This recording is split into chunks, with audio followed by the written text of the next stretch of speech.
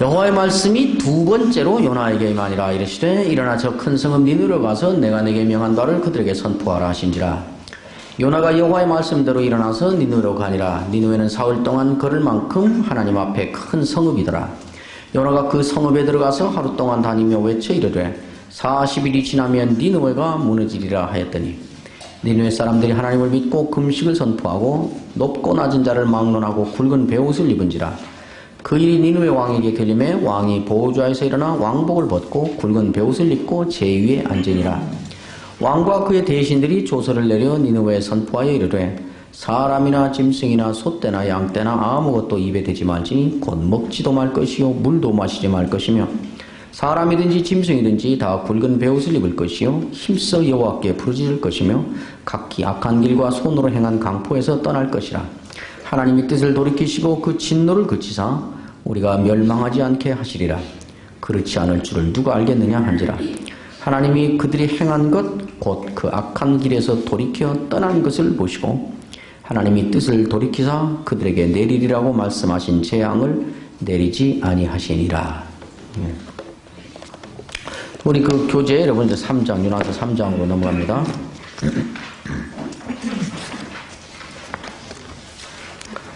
97페이지 제목을 또 한 번의 기회라 그랬어요. 그렇죠. 달라. 3장의 첫 마디는 무엇입니까? 무엇이에요? 여호와의 말씀이 두 번째로 요나에게 임하니라. 두 번째로 그랬죠. 두 번째 임한 여호와의 말씀의 내용은 무엇입니까? 2절 일어나 저 큰 성읍 니느웨로 가서 내가 네게 명한 바를 그들에게 선포하라. 외치라. 그랬죠. 일어나 가서 선포하라. 3번 첫 번째 임한 여호와의 말씀의 내용은 무엇이었습니까? 1장 2절이 뭐였죠? 너는 일어나 저 큰 성읍 니느웨로 가서 그들을 향하여 외치라. 이거 있죠. 그러니까 지금 두 번째 임하니라 해서 주어진 말씀과 처음에 임했던 말씀이 똑같은 말씀이라는 것을 지금 확인하는 거예요. 그죠? 같은 말씀이 처음 임하였을 때 요나의 반응은 무엇이었습니까? 벌떡 일어나서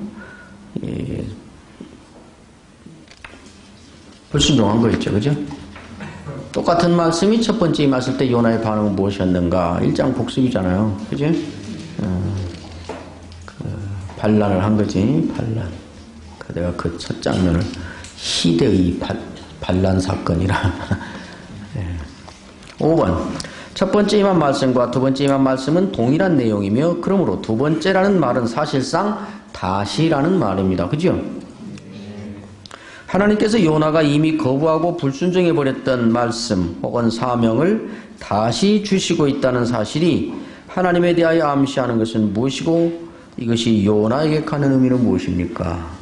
이 여호와의 말씀이 다시 요나에게 임하고 있는데 첫 번째 주었던 말씀과 똑같은 말씀이다. 그런데 처음에 말씀이 주어졌을 때 요나는 정면으로 그 말씀을 거부하고 불순종해버렸었다라고 이렇게 본문을 이해할 때 그것이 주는 메시지가 뭐냐 이걸 묻는 거예요. 그런 안목으로 그런 관점으로 이 장면을 한번 보라. 그렇게 보니까 무슨 생각이 드느냐 어떤 메시지가 잡히느냐 하는 것을 여러분에게 지금 보는 거예요. 그거를 하나님에 대하여 지금 이런 상황에서 다시 똑같은 말을 똑같은 사람에게 주고 있는 하나님에 대하여 드는 생각은 뭐냐.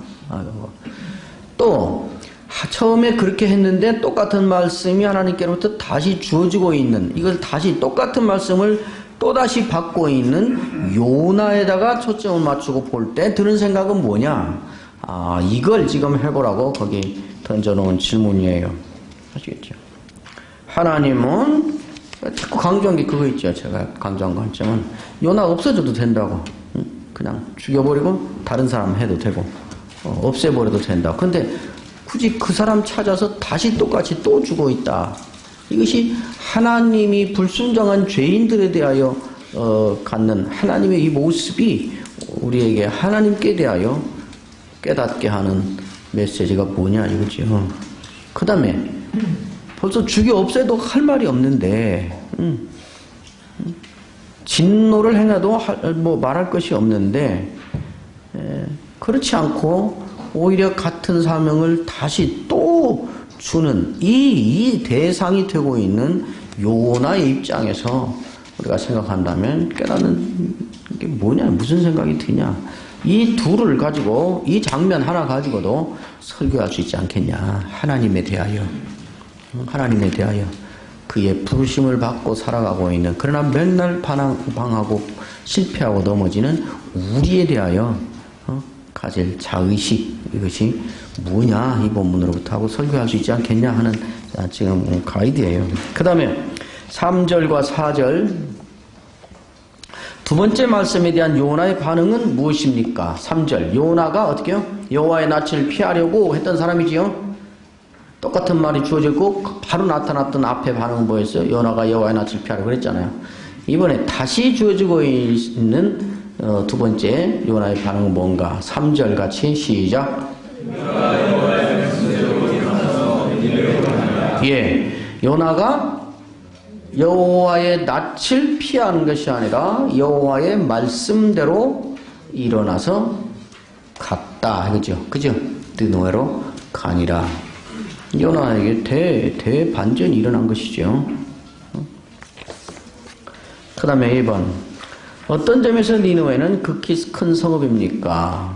거기에 니느웨는 큰 성읍이라 그랬잖아요. 니느웨는 사흘 동안 걸을 만큼 하나님 앞에 큰 성읍이더라. 요나가 그 성읍에 들어가서 하루 동안 다니며 외쳐 이르되 40일이 지나면 니느웨가 무너지리라 하였다. 3절 4절이잖아요. 어떤 점에서 니느웨는 큰 성읍입니까? 아마 두 가지로 한번 생각해 보라 해서 던져놓았어요. 실제 물리적인 규모에서도 큰 성읍이고 사흘 동안 가야 이렇게 보니까 그 수칙을 제가 주석에서 뽑아서 거기 적어놨어요. 그러나 또 그 물리적인 관점이 아니라 그 영적인 관점, 생명의 관점에서 볼 때도 큰 성읍이다. 뒤에 4장에 있는 나를 미리 반영해서 말하면 거기에는 12만 명의 사람들이 있고 짐승도 엄청나게 있으니까. 그다음에 3번. 요나가 니느웨에 도착하여 선포한 메시지의 핵심은 무엇입니까? 무엇이었죠? 4절 같이 시작.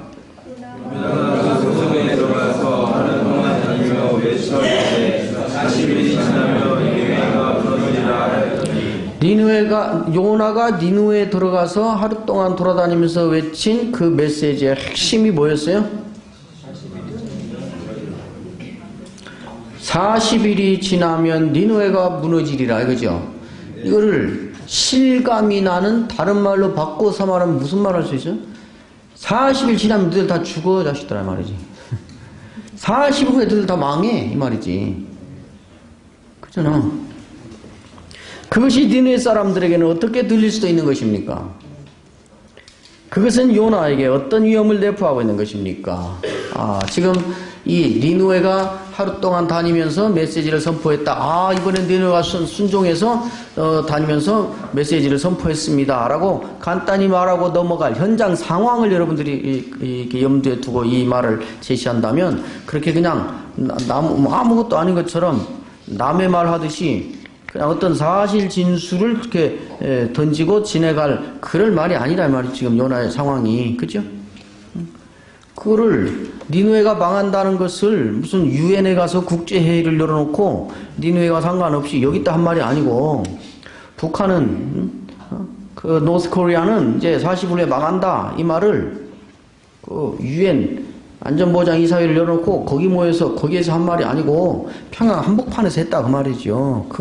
그거를 설교자라면 예리한 독자라면 또 이 말을 가지고 이 상황을 근거로 설교를 하려 한다면 이 실황을 감지하는 설교자여야 이 상황이 주는 메시지를 실감나게 포착해서 그걸 부각시키고 전할 수 있지 않겠냐 이 말이죠.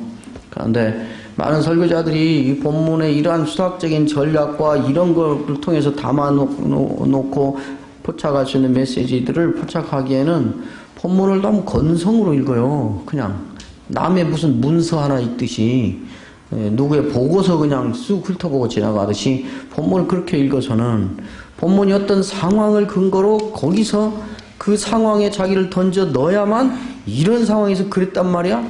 이런데 그렇게 말했단 말이야? 라고 함으로 거기로부터 얻어낼 수 있는 메시지를 놓친다고. 그러니까 그냥 평면적으로 저만큼 놓고 이렇게 자기는 아무 상관없는 어떤 일 하나 이렇게 객관적인 리포터가 돼서 해설하듯이 설교를 하게 된다고 말이죠. 무슨 말인지 알겠어요? 그러니까 설교자로서 본문 읽기는 단순한 주회를 위한 본문 읽기와는 달라야 된다고 내가 늘 말하는 게 이런 대목들이에요. 요나 저 금방 맞아 죽을 일이잖아. 그 일을 하고 있다 이 말이죠. 그래야 지금 요나가 하고 있는 이 일이 어떤 일인가를 우리가 실감할 수 있죠. 그걸 또 제시할 수 있지 않겠어요? 지금 저주하고 있잖아요. 거기를 면전에서 다 저주. 그 위험한 일을 하고 있는 거죠. 이거를 이렇게 강조하는 이유가 뒤에 가서 누가 만들어낸 거냐 이거지. 요나는 절대 안 간 사람이었는데 와서 지금 그 위험한 일을 하고 있는데 어떻게 해서 이 일이 일어났냐 이제 물어볼 거 아니에요. 지금 그걸 부각시키려면 그래 그런 일이야. 그러면 어떻게 해서 그렇게 하게 됐어? 물어볼 거 아니겠어요. 그 물음에 대한 답이 중요한 메시지가 되는 것이죠. 뒤에 보면 알잖아. 누가 만들어낸 거야? 요나가 마음을 고쳐먹고 세계관을 다시 갖고 그래서 된 거예요. 결국은 지금 말하고자 하는 건 이게 지금 하나님이 이 반역자를 하나님이 어디로 끌고 가서 어떤 사람으로 만들어내고 있는가에 대한 지금 하나님이 주도적으로, 그리고 우리 앞에서 확인했잖아요. 요나서가 하나님이 주도권을 갖고 지금 일을 일으키고 있다는 것을 강조하고 있는 대목들을 1장부터 4장까지 전체를 찾아봐라 그랬잖아요.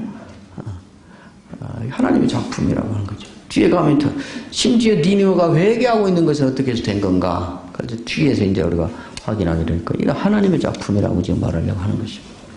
4번 적대국의 큰 도시 한복판에서 그것도 포악하기로 세상에 평판이 높은 사람들이 최소한 12만 이상 살고 있는 현장에서 그들의 심판을 선언하는 저주성 메시지를 혈혈단신으로 외치고 다니는 요나의 모습을 상상해 보십시오. 요나의 심정이 어땠을까요? 이러한 요나의 모습을 보면서 느끼는 점 혹은 적용적 메시지는 무엇입니까? 이 관점을 가지고 본문을 한번 이렇게 살펴보고 고민해서 한편의 설교를 한번 작성해 볼 수 있지 않겠냐 하는 지금 팁을 여러분에게 제시하고 있는 거예요. 요나는 왜 그런 위험천만한 메시지를 그들의 면전에서 그렇게 외치고 다니는 것입니까? 3장 2절 한번 다시 읽어봅시다. 같이 시작. 일어나 저 큰 성읍 니느웨로 가서 내가 내게 명한 말을 그들에게 선포하라 하십니다. 예. 그러니까 요나는 왜 이렇게 하고 있는 거예요? 여호와의 명한 바여서 그런 것이지. 그죠? 이 자원부대 아니에요. 자원봉사자 아니에요. 지금 이 사람은. 예? 명한 바가 있어서 그래요. 여호와의 명한 바 때문에. 그 요나는 체질적으로 여호와의 명한 밤이면 벌떡벌떡 일어나서 순종하는 사람이에요. 자기 체질과 지금 반대로 하고 있는 거예요. 요나의 체질은 여호와의 명한 바를 피하여 도망가는 사람이에요. 근데 지금은 명한 바가 있어서 명한 바대로 지금 하느라고 하는 것이에요. 요나의 체질과는 상관없는 일입니다. 6번 요나가 이런 위험한 일을 수행하는데 아마도 큰 힘이 되었을 법한 그의 하나님 경험은 무엇입니까? 2장이겠죠. 그죠? 2장이에요. 2장. 하나님의 은혜의 이게 영역에 들어가면 제가 언젠가도 얘기했지요. 제 경험으로도 그래요. 그동안 겪었던 모든 것들이 어느 걸 하나 쓸모없는 것이 없어요. 심지어 범죄했던 것까지도 쓸모없는 것이 아니에요. 그 좌절의 경험, 범죄하고 괴로워했던 그런 경험. 내가 하나님의 심판이 우리가 범죄하고 받는 하나님의 심판이라고 하는 것은 오랜 세월에 어느 날 가서 보니 받는 그런 심판만이 아니구나 그런 생각을 갖게 돼요. 어느 죄를 짓고 계속 생각나. 괴롭고 그거 지은 죄만 생각하면 작아지고 계속 생각나니까 또 회개하게 되고. 근데 어느 날 그런 깨달음을 얻었어요. 아, 우리가 범죄하고 받는 심판은 그 범죄한 것이 자꾸 생각나는 것 이 자체가 이미 심판이다. 이미 자체 심판이야. 그리고 그 범죄한 것 때문에 자꾸 이렇게 자꾸 괴로워하는 것, 괴로움 당하는 것. 언제 가봤더니 뭐 모가지가 부러지고 무슨 뭐 사고가 나서 죽을 거면 이거 심판이 아니고 이미. 그러니까 다윗은 우리아를 범한 이후에 그러잖아. 요가 떠내려갈 정도로 눈물을 흘리며 울었다 그러잖아. 그지? 그게 이미 심판인 거야. 신자에게는 심판이지. 심판. 근데 그런 경험들이 우리를 자꾸 만들어가요. 목회도 마찬가지예요. 목회 담력이 없으면 목회 못해요. 목회 담력이라고 하는 것은 여러분의 성경 지식이 근거는 되고 근본은 되지만 성경을 많이 알고 있으니까 담력이 생기지는 않아. 성경 말씀을 믿기 때문에 부딪혀볼 때 여기서 담력이 생겨요. 우리 합신 동문 졸업생들에서 내가 가장 크게 갖고 있는 염려가 그거예요. 전도 안 해. 전도를 무서워해. 그 다음에 어려운 상황, 신방 가는 거 어떻게든 피하려고 그래. 그러니까 겁이 많아. 전도를 못하는 것도 겁이 많고 신방을 안 가는 것도 겁이 많아요. 어려운 상황에 자기를 던져서 그것을 통과해본 경험이 없는 것이에요. 내 목회할 때도 우리 부교육자들 신방 막 어려운 상황 가면 할 말도 없고 대들 것이 뻔한데 대들면 할 말도 없고 성경적으로 설명해 줘야 될 텐데 근데 내가 성경에 대해 전혀 자신이 없고 뭔 질문하면 내가 뭘 대답할 수 있을지 없을지도 자신이 없고 안 가요. 그러니까 모두 다 자기 받았다고 하는 은사가 공통이 한 가지야. 자기는 이게 기획하는 은사를 받았대요.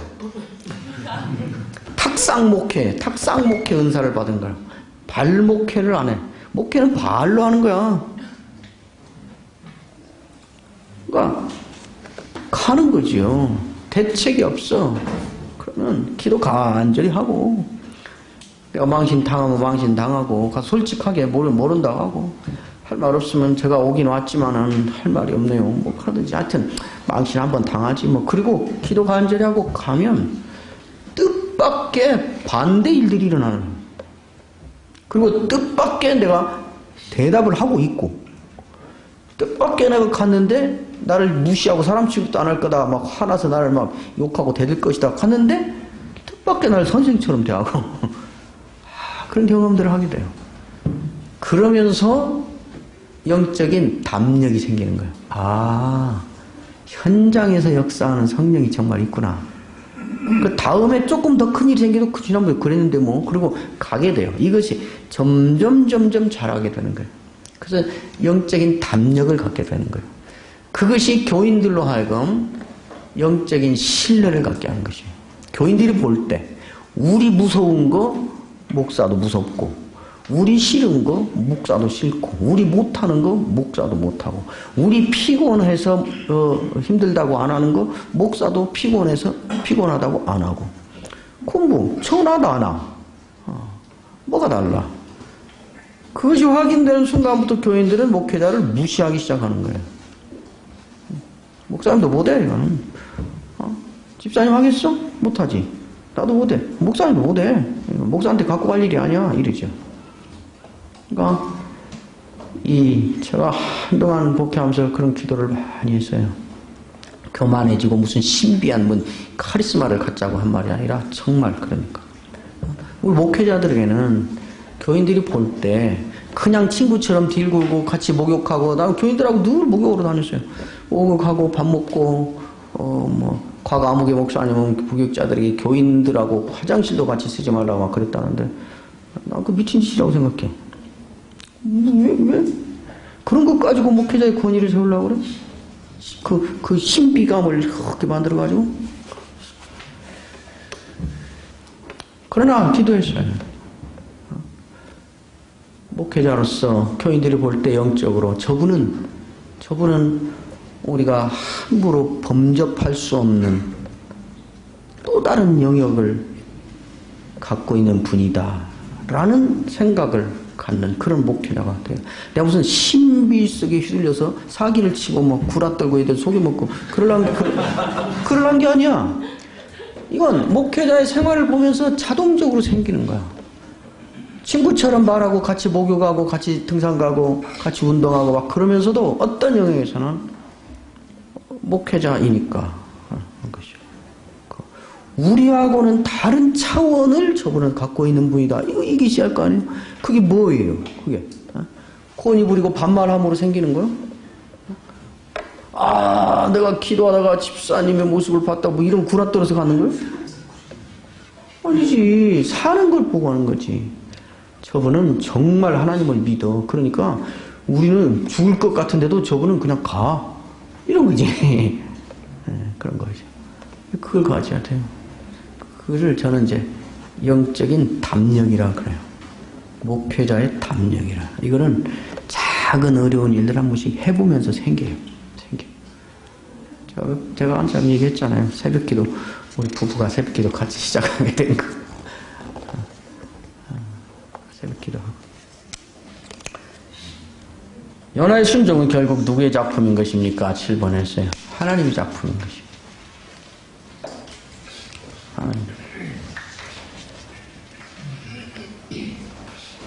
하나님이 요나를 포기하지 않으시고 하나님께서 원하시는 곳까지 집요하게 끌고 가심으로 된 것이며, 그렇죠? 맞죠?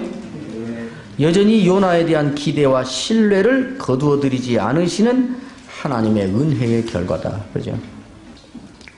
내가 포기하지 않으시는 주의 은혜라는 제목으로 설교를 여러 번 해봤는데, 누가복음 22장 베드로 3번 부인하고 그 한 것도 그렇고. 믿음이 없을 때는 말이에요. 저도 목회해보니까 신자나 목회자나 믿음이 없을 때는 자기가 잘 되고 있는 것이 다 자기가 내가 그래도 다른 사람보다는 성경대로 설교하니까, 내가 그래도 다른 사람보다는 인격적으로 모나지 않고 교인들을 따뜻하게 대하니까, 교인들도 내가 다른 건 몰라도 그래도 교회 봉사는 안 빠지고 하니까, 새벽 기도는 내가 안 빠지니까, 그래도 내가 11조는 안 떼먹으니까 뭐 다 이래. 그래서 하나님이 복 주셨지. 그 하나님이 은혜 주셔서 내가 이렇게 일이 잘 되고 목회도 잘 되고 평안하게 잘 사는 거지. 그래요. 그 뒤에는 언제나 그래도 내가 이건 하니까 이건 하니까.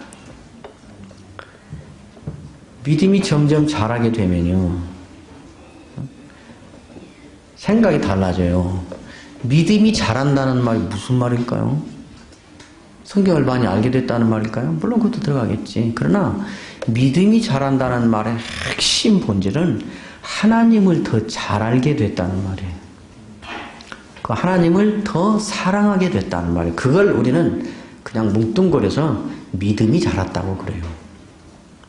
그런 의미로 하나님을 더 잘 알게 됐고, 하나님과 더 친해졌고, 하나님을 더 사랑하게 됐다는 것을 믿음이 자랐다고 말한다고 한다면, 믿음이 자랄수록 반드시 나타나는 현상이 있어요. 무슨 현상일까요? 하나님을 잘 알아갈수록 뭘 잘 알게 될까요? 자기 자신을 잘 알게 돼요. 그죠? 하나님을 모를 때는 자기 자신을 몰라요. 하나님을 더 잘 알게 되면, 믿음이 자라면 자기를 잘 알게 돼요. 그래서 자기를 잘 알게 되면, 하나님 앞에서 자기를 잘 알게 될수록 누구나 고민이 생겨요. 고민이. 무슨 고민일까요? 나는 내가 그래도 인격적으로 모나진 않으니까, 내가 그래도 다른 목사들처럼 돈 욕심은 부리지 않으니까, 내가 그래도 금식 기도하고 기도는 누구보다 많이 하니까, 교인들은 내가 그래도 예배는 안 빠지고 새벽 기도는 안 빠지니까, 이랬던 생각들이 바뀌어요. 어떻게 바뀌냐면, 하나님이 이런 분이었다고, 나는 이런 죄인이었다고, 그러면 내가 벌써 망해도 12번도 더 망하고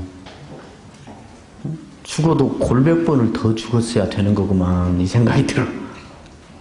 하나님이 야 네가 잘한 거 내가 상 주고 네가 못한 거 벌 주자. 이제 우리가 공평하게 하자.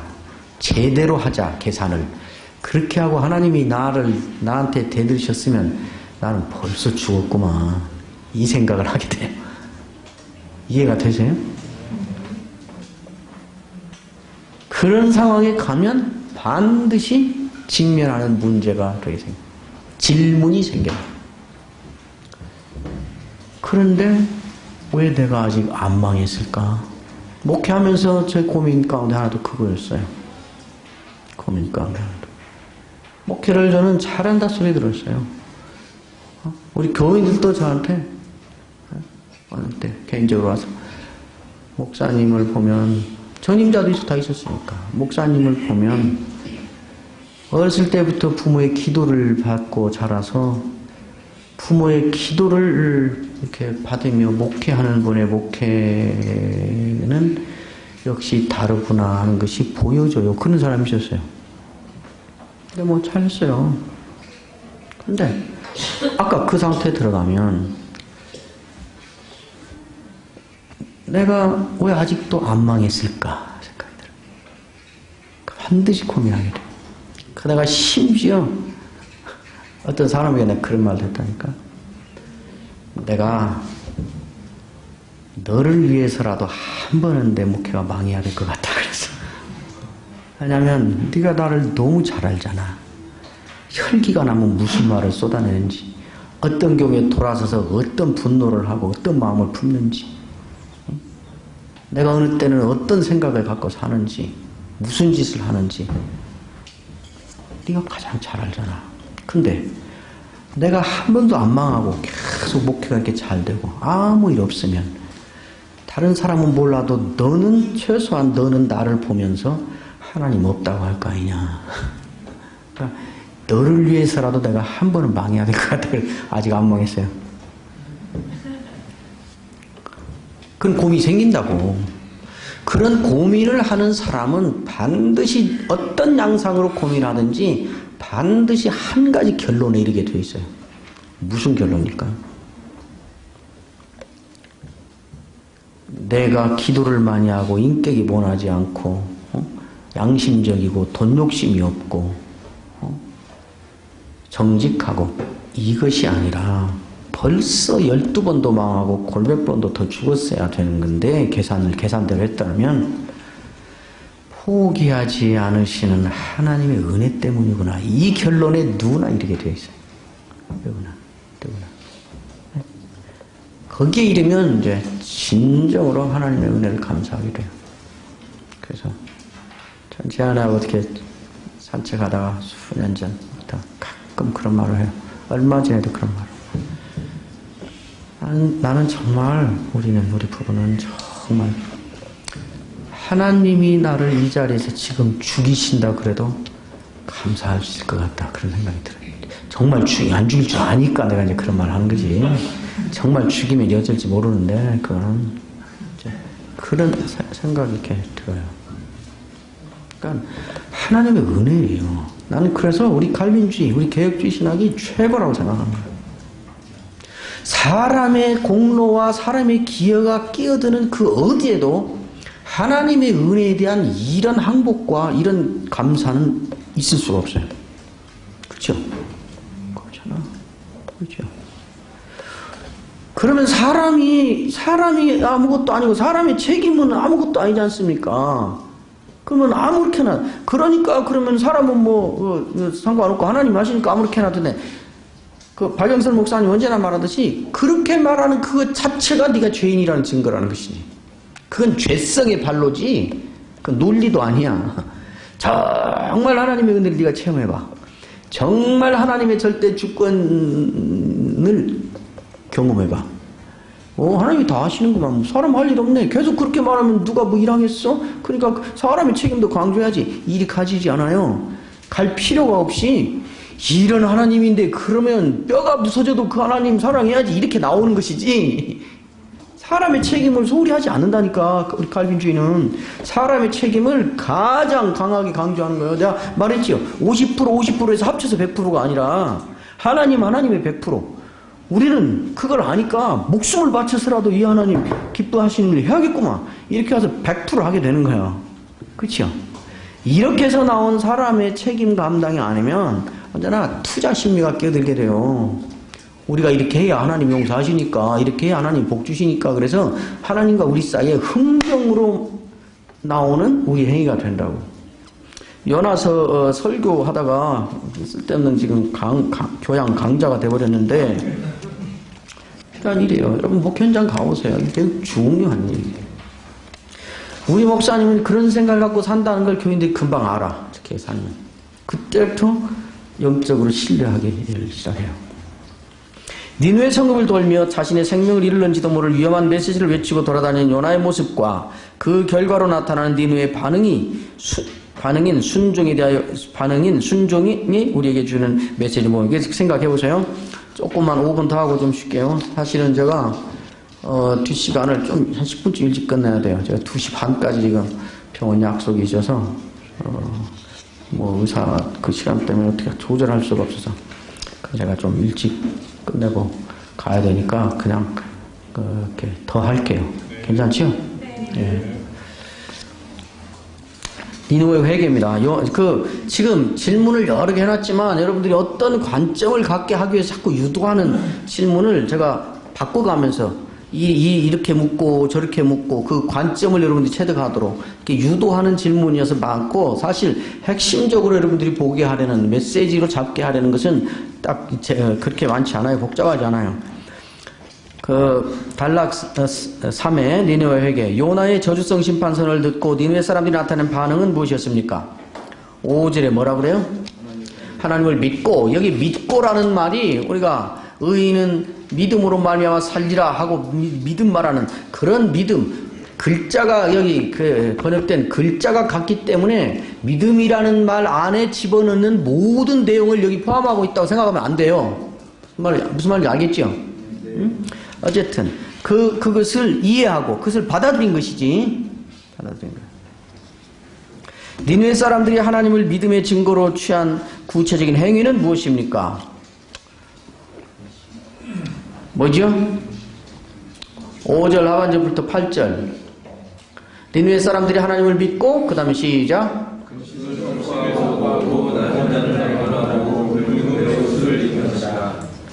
그 일이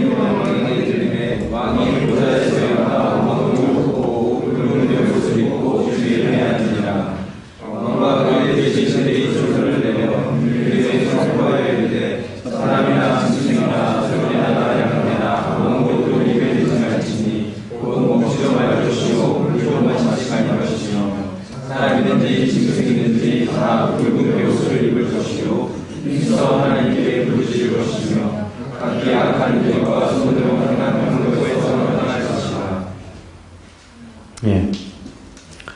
그 다음에 이제 9절의 결과죠. 하나님의 뜻을 돌이키시고 그 진노를 그치사 우리가 멸망하지 않게 하시리라. 그들이 한 말이고, 그 다음에 10절이 이제 하나님의 최종 결정이죠. 그죠?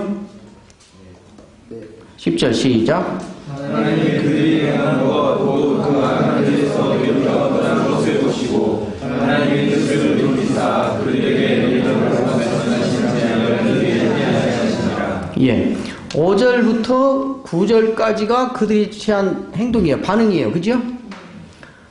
그것을 보고 하나님의 뜻을 돌이켜서 이들에게 재앙을 내리기로 했던 것을 취소하셨어요. 그죠?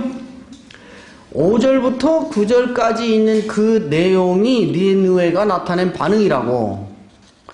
이들이 취한 그 행동은 여기에 규범적인 성격으로 이렇게 제시된 것일까요? 아니면 그냥 사실에 대한 진술로 이게 기록됐을까요? 다른 말로 하면 심판의 선언을 받은 사람들이 심판을 면하고 하나님의 용서를 받으려면 이런 행동을 취해야 된다라는 의미로 여기 나와 있냐고. 아니죠. 더 쉬운 말로 하면 니느웨를 본받아 우리도 이제 하나님의 심판의 선언을 받았으니 니느웨를 본받아 우리도 하나님의 심판을 면하자. 그러면서 짐승들도 다 금식시켜라. 다 베옷을 입어라. 다 죄를 놓고 그 후에 와라. 그리고 이렇게 하라. 그래야 하나님이 용서하신다. 이렇게 이 말을 할 수 있냐고 없냐고. 할 수 없죠. 그렇죠. 그럼 짐승 안 키우는 사람은 용서도 못 받겠네? 왕부터 시작해서 다 이제 대신 전국 이렇게 하지 않으면 국가적으로 다 멸망하고 용서받을 사람 하나도 없고 그렇지 않아요. 특별히 내러티브 본문에서 어떤 그 현상, 사실에 대한 진술을 우리는 자칫하면 쉽게 규범화해서 그걸 규범으로 만든다고. 그래서 문자적으로 옮겨놓은 다음에 그대로 해야 되는 것. 여리고성을 7바퀴 도는 것. 또 뭐 하는 것. 기도원의 용사는 하나 둘 셋 넷 300명 이어서 그랬어요. 300이라는 것을 떼어와서 그걸 규범화해서 오늘날 어떤 행위 규범으로 삼는 것은 매우 조심해야 된다 그 말이죠. 무슨 말인지 알겠죠? 문제는 뭐예요? 이들이 이런 행동을 취해야만 하나님이 인정하고 용서해 주셔서 이 행동을 취한 거 아니죠. 이들은 이 행동을 취한 거야. 그죠? 다른 사람들은 이 행동을 취하지 않으면 그러므로 이것이 적용이 안 되는 것이 아니라 얼마든지 다른 행동을 취할 수 있는 거지. 그러나 무슨 행동을 취하든지 간에 하나님이 이들이 왕도 금식하고 장관들도 금식하고 모든 백성도 금식하고 짐승들도 금식하고 또 이런 말을 하고 그러는 것을 보고 이 뜻을 돌이키셨다고 그래요? 하나님은 왜 뜻을 돌이키신 거예요? 응? 10절이지. 하나님이 그들이 행한 것 그것을 보신 거죠. 그들이 행하는 그것을 보고 하나님이 확인한 것이 있어서 뜻을 돌이킨 거지. 그 행위 때문이 아니라 그 행위를 행하는 것을 보고 하나님이 확인한 것이 있다고. 뭘 확인했어요? 악한 길에서 돌이켜 떠난 것이죠. 그죠? 그러니까 문제는 악한 길에서 돌이켜서 떠나는 것이죠. 그런데 이 사람들에게는 자기들이 악한 길에서 돌이켜 떠났다는 것에 밖으로 나타난 표현이 보여서 이런 거예요. 위에 있는 거. 그죠? 반드시 이런 행동을 해야만 악한 것에서 돌이켜 떠난 것이 되는 것이 아니고 악한 것에서 돌이켜 떠나는 것이 본질인데 이 상황에서 이들에게는 이 모습이 그것의 표현이었던 것이죠.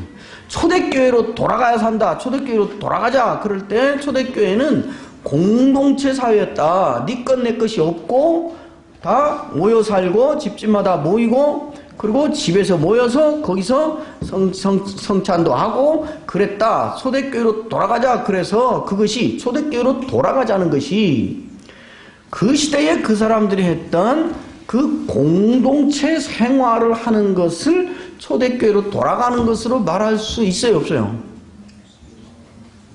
그때의 그 사람들은 교회란 무엇인가 사도의 가르침을 받아 그 일들에 전력을 다했다 그러죠.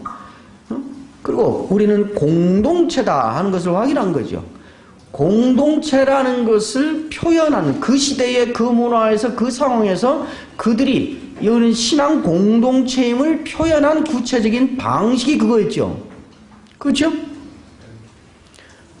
그 방식은 상황과 역사를 불문하고 언제나 그래야 되는 규범으로 주어진 거 아니란 말이지. 성령 강림이 일어나자 그 즉석에서 방언이 일어났어요. 방언은 그리고 불의 혀같이 갈라지는 것이 사람들의 머리에 다 이르고 바람같이 막 소리가 들리고 그랬어요. 이것은 성령 강림이 일어나면서 수반된 현상이 이랬다는 진술이에요. 아니면 성령 강림이 일어날 때는 반드시 이래야만 성령 강림이라는 규범이에요. 그냥 일어난 현상에 대한 진술이지. 그죠? 그 방언도 성령이 말하게 하심을 따라 방언으로 말했다 그러지. 그것도 그 사람들이 쓰는 언어지. 없는 어디 신비한 언어가 아니고. 그런데 성령 강림이 일어날 때 방언이 있었다. 그러니까 방언이 있어야 성령 강림이다라고 가는 것은 엉뚱한 딴이다 그 말이지. 무슨 말인지 알겠어요? 방언 없이도 성령은 얼마든지 강림하시는 것이지. 여기도 제가 그 얘기를 하려고 하는 거야. 그러니까 회개를 강조할 때 우리가 회개의 본질을 먼저 분명히 강조하고 그런 것이 회개라는 회개의 본질을 알고 그렇다면 하고 그것이 만들어내는 어떤 표현의 행위가 따라와야지. 이것을 정해놓고 해야 회개가 된다. 이렇게 해서는 안 된다. 그 말이죠. 무슨 말인지 알겠죠? 하나님이 저들은 뜻을 돌이켜 악에서 떠났구나. 이게 회개의 본질이란 말이죠. 그죠? 그러니까 김대영이는 막 거품 물고 막 소리치고 뒹굴면서 하나님의 뜻을 돌이켜 악에서 떠난 모습을 표현할 수도 있고, 나는 그냥 가만히 앉아서 이렇게 있으면서 구체적인 어떤 나 나름대로의 행동을 해서 용서하지 못했던 사람을 전알고서 나 용서 안 해서 미안하다, 하나님께 용서받았는데 이렇게 말함으로 표현할 수도 있고 다양하다 이 말이에요. 그 이야기를 제가 하려고 해놓은 것이고, 니느웨 회개 그 뒤에는 제가 니느웨 사람들이 나타낸 반응은 무엇입니까? 그 쭉 나가고 결국 제가 이렇게 하고자 그 뒤에서 질문을 쭉 보세요. 제가 답을 달아놨으니까 금방금방 알 수 있어요. 전체 계획 흐름 큰 틀을 내가 자꾸 강조했으니까 이미 여러분들이 그것만 성실하게 들었으면 그 관점을 갖도록 유도하는 질문들, 그리고 제가 실마리로 그 붙여놓은 작은 답만 봐도 이 생각하라는 거구만, 이거 이렇게 보라는 거구만 하고 여러분들이 이제 감지하게 됐다고. 이 정도 되면 뒤에서 내가 특별히 강조해서 여러분들이 볼 수 있게 하려 한 것은 생각해봐라 이거야. 요나가 사흘을 돌아야 될 길을 하루를 가면서 말했다. 그런데 전국적인 회개가 일어나고 그래서 하나님이 저들을 회개시키지 않았다. 요나가 지금 4장에 보아도 니느웨가 용서받는 것은 도무지 원치 않는 사람이다. 그 요나가 얼마나 절박한 심정으로 회개하라고 했을까? 그러지 않았을 거다, 상황으로 보니까. 그러니까 그리고 사흘길을 돌아야 되는데 3분의 1 가면서 지금 말했다고 그런다. 그 다음에 니느웨를 생각해보자. 니느웨는 다른 성경에 있는 걸로 하면 포악하기로 아주 세계 신기록을 보유하고 있는 사람들인데 그 요나가 돌아다니면서 그것도 잘 설득하고 돌려서 말하고 뭐 그런 게 아니라 그냥 직설적으로 너 망해, 너를 주고 이렇게 말했는데, 요나가 말하는 심정으로 보나 요나가 했다는 그 영역으로 보나, 그 말을 듣는 이 사람들이 얼마나 선한가, 말을 얼른 들을 만한 사람들인가 라는 것을 놓고 보나, 무엇으로 보아도 이들이 회개하고 돌이켜서 하나님의 심판을 면할 만한 사람들이었다고 생각할 수 있냐 이거예요. 그지? 니느웨 사람들을 보아도 그들이 회개해서 이렇게 됐다고 말할 수가 없는 사람들이고, 요나를 봐도 그렇고. 그런데 결과는 회개해서 용서받고 심판이 일단은 없어졌고, 그게 무슨 말이냐 이거지. 누가 한 거냐 이거야. 그 말이에요. 그리고 하나님의 작품 아니냐, 그죠? 하나님의 작품. 그래도 그들 회개했지 않습니까? 그 누가 일으켰냐 이거지. 그것이 선에서 자발적으로 자가 생산해낸 회개냐 이거지. 예. 무엇을 이런 상황으로 놓고 본다면 지금 요나서 이 3장 이것이 우리에게 강하게 지금 말하려고 하는 것이 뭐냐 이거지. 이 말을 듣고 아까 말한 것처럼 이 메시지를 이렇게 받고 그러면 어차피 하나님이 구원할 사람은 회개도 만들어 주시고 뭐 자기 죽이고 싶은 말을 듣는데도 그것이 달게 받아들여지고 이렇게 해서 하니까 뭐 어차피 구원하실 분은 하나님이 하시는구만. 그러니까 뭐 할 일이 없네. 그냥 어쨌든 하나님이 하실 거니까. 그게 바로 4장에서 요나가 하나님께 내가 그래서 안 간 거예요 하고 대드는 그 심보예요. 그게 죄인의 마음이야. 그렇잖아요. 어떻게 하겠어? 이걸 보고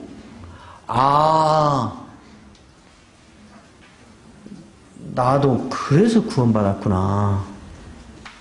나는 내가 정말 마음이 아프고 회개해서 내가 회개하기로 작정해서 그랬던 줄 알았더니 그 뒤에 하나님의 손길이 있었구나. 그렇게 해서 된 거구나.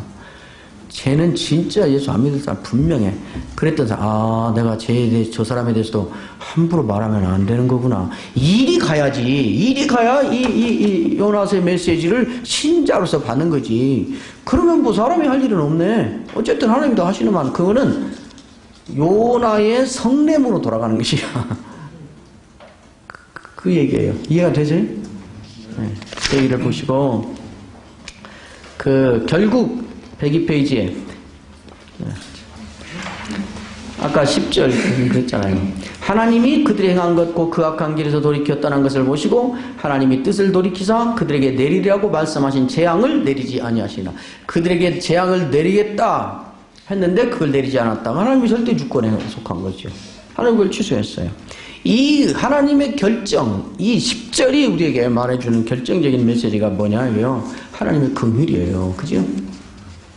긍휼. 이거는 4장에 가면 막판에 다시 한번 강조되고 이 긍휼이 4장의 핵심 주제가 하나님의 긍휼로 등장하게 되니까 3장이 마지막 절을 3장을 이렇게 해석하는 것은 요나서 전체 흐름이나 문맥이나 이런 해석적 일관성에 있어도 저는 매우 정당한 해석이라고 생각하는 거예요. 하나님의 긍휼을 말하는 거예요. 3장. 요나에게 세컨 찬스를 주심으로부터 하나님의 긍휼을 첫 장면부터 하나님의 긍휼을 얘기하고 있고 요 니느웨 이것들을 이렇게 하는 것도 그렇고 그러니까 이제 2장 3장을 거치면서 우리가 확인한 건 뭐예요? 하나님의 긍휼의 덕을 보고 살아난 사람들이 생겼다는 거지. 누구예요? 첫 번째요. 누구? 하나님의 긍휼 때문에 살아난 자가 누구예요? 요나지. 그건 바다에 던졌을 때 상어가 그냥 사자굴에 던지니까 내려오기 사자들이 뼈까지 다 잡아먹었다고 다니엘이 그러는데 요나도 그랬어야 돼. 근데 거기 뱃속에 살아났지. 응? 그러니까 하나님의 긍휼의 덕을 가장 먼저 확실하게 본 사람이 누구야? 요나야. 그런데 그리고 나서 누구야? 니느웨야. 니느웨. 4장에 넘어가면 요나의 분냄과 성냄이지. 요나의 분냄과 성냄을 이제 보겠지만 요나의 분냄과 성냄의 결정적인 원인은 뭐야?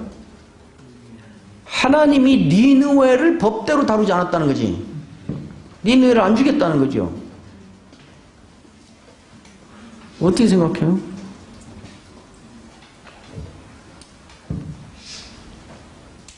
자기가 하나님의 긍휼의 덕을 본 것은 감사하고 은혜고 나 외에 내가 싫어하는 다른 놈이 하나님의 긍휼의 덕을 보는 것은 내가 죽었으면 죽었지 눈 감고는 그 꼴 못 보고. 제가 지금 한 말이 내 말일까요? 내가 사나워서 말을 그렇게 했을까요? 요나가 한 말이에요. 거기 먼저 한번 볼래요? 4장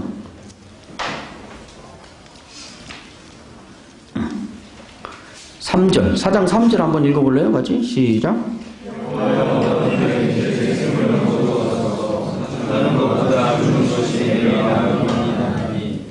요나가 한 말이지.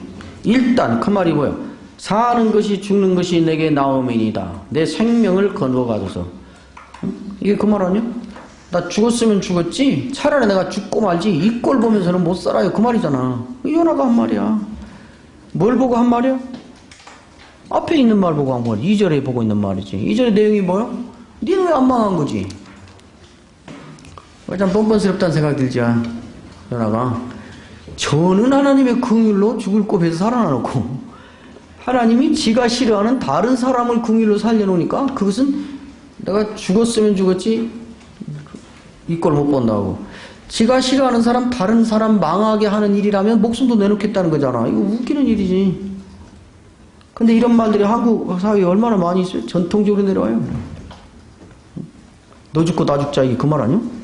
아니 다른 사람 죽이자고 지가 왜 죽어? 나 죽고 나 살고 너 죽자 이건 할만하지. 너 죽고 나 살자 이건 할만한데 너를 죽이기 위해서라면 나도 죽을 수 있다. 아 이건 무슨 말이지? 지금 요나가 그러고 있다고. 5분만 쉬었다가 4장을 오늘 4장까지 끝내야 되니까 그래. 그래야 다음 주부터 빌립보서를 좀 할 수 있지. 오늘 4장까지 끝난 날이잖아요. 예. 근데 제가 지난주에도 빠지고 그래가지고 10분 쉬죠. 55분까지 쉬고